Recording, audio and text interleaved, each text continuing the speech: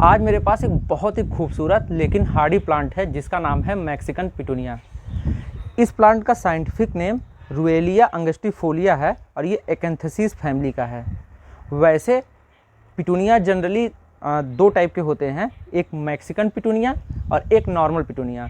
तो जो normal petunia होता है वो भी दो टाइप का होता है और वो सिर्फ ठंडियों का फ्लावर है, यानी कि वो एनुअल फ्लावर है और ठंडियों में ही खिलता है, लेकिन उसमें फ्लावरिंग बहुत ज़्यादा होती है और वो रंग बिरंगे कई सारे कलर में आते हैं और उसमें चक्री टाइप के भी कलर होते हैं, लेकिन वो टमाटर फैमिली का प्लांट है।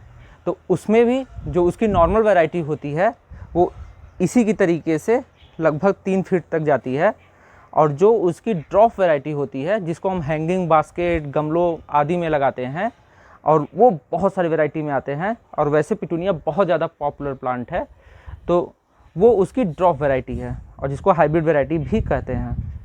तो जैसे पिटूनिया होता है वैसे ही मैक्सिकन पिटूनिया का भी फ्लावर होता है, जिसमें ये टोटल 5 ये पंखुड़ियाँ होती हैं और ये भी देखने में बहुत अच्छा लगता है। तो सेम पिटूनिया की तरह जो ये प्लांट है मैक्सिकन पिटूनिया, इसमें भी 2 वैरायटी हैं। एक ये नॉर्मल वैरायटी जिसकी हाइट लगभग 3 फीट तक होती है, और एक श्रब वाली वैरायटी जो 1 फीट तक ही वो हाइट में जाती है। वैसे जो श्रब वाली वैरायटी है उसको खेतों के मेड़ या फिर पैसेज वे में लगाने के लिए बेटर होता है, लेकिन जो ये लॉन्ग वाली वैरायटी है इसे आप कई ढेर सारे प्लांट के कस्टर या फिर आइलैंड, और इसे आप कई सारे जगहों पे लगा सकते हैं। ये प्लांट बहुत जल्दी से स्प्रेड करता है और बहुत ही ज़्यादा हार्डी होता है। तो आपको ये बात तो कंफर्म हो गई होगी कि पिटूनिया और मैक्सिकन पिटूनिया दोनों अलग अलग फैमिली के हैं और एक दूसरे से कोई लेना देना नहीं है। तो जहाँ पे पिटूनिया एक तरीके से एनुअल प्लांट है और वो सिर्फ ठंडियों में रहता है, लेकिन मैक्सिकन पिटूनिया ये पेरेनियल प्लांट है और ये आपके घर में सालों साल चलेगा। और ये प्लांट पूरी गर्मियों में ये फूल देता रहता है, और इस फूल की खासियत ये है कि ये सिंगल डे ये फ्लावर ही चलता है, यानी कि आपको रोज़ इसमें बहुत सारे फ्लावर मिलेंगे, लेकिन वो शाम होते होते झड़ जाएंगे। और जैसे गुड़हल का फूल होता है वो भी 1 दिन चलता है, तो सेम इसका भी फ्लावर 1 दिन रहता है। और ये प्लांट मेरा मुश्किल से 2 महीने का प्लांट है, और ये मैंने इसे बहुत छोटे से गमले में लगाया हुआ है, लेकिन फिर भी आप देख रहे हैं इसमें ये कितने सारे बड्स हैं। तो ये 2 महीने का ही प्लांट है, लेकिन इसमें पर डे फ्लावर खिल रहा है, और अभी भी देखिए 4 फ्लावर है, तो मतलब 3-4 फ्लावर इसमें पर डे खिलते हैं और पर डे झड़ जाते हैं।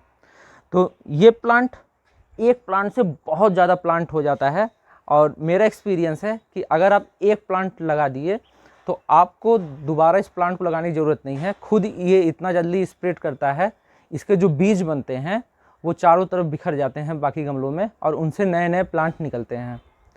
तो अब इस प्लांट की कुछ बेसिक केयर की बात कर ली जाए तो ये प्लांट फुल धूप का प्लांट है, लेकिन मेरा एक्सपीरियंस ये है कि अगर इसे कई सारे प्लांट्स के बीच में रखा जाए तो ये प्लांट ज़्यादा अच्छा चलता है।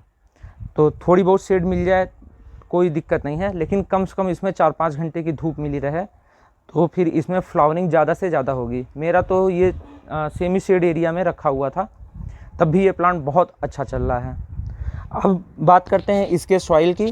तो जनरली ये हर टाइप की सॉइल में लग जाता है, और वैसे भी इसे वीड्स कैटेगरी में कई जगहों पे मानते हैं और जंगली पौधे की तरह।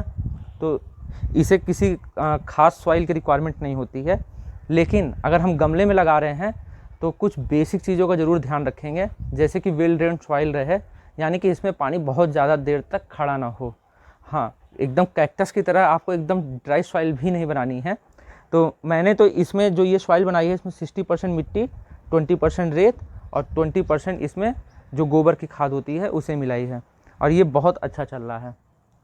और अब इसके बाद रही वाटरिंग की, तो पिटूनिया ऐसा प्लांट है कि आप डेली वाटरिंग करेंगे तो ठीक रहेगा।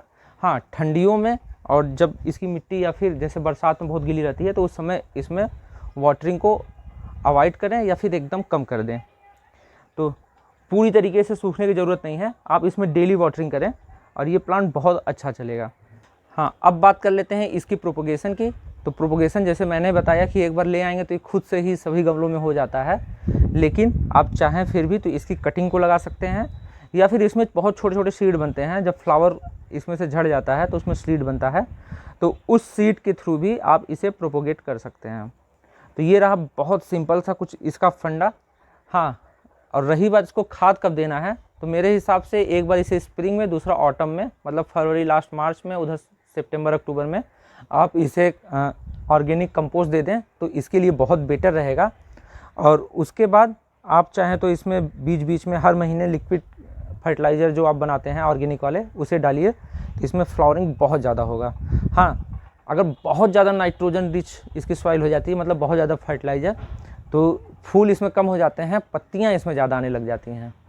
तो इसलिए इसकी खाद की ज़्यादा टेंशन ना लें, आप साल में 2-3 बार इसमें खाद डाल दें गर्मियों के ही सीज़न में, तो ये प्लांट बहुत अच्छा चलेगा आपके घर में। तो आज का ये वीडियो बस इतना ही, जल्दी मिलते हैं नए प्लांट की वीडियो के साथ, तब तक के लिए बाय बाय।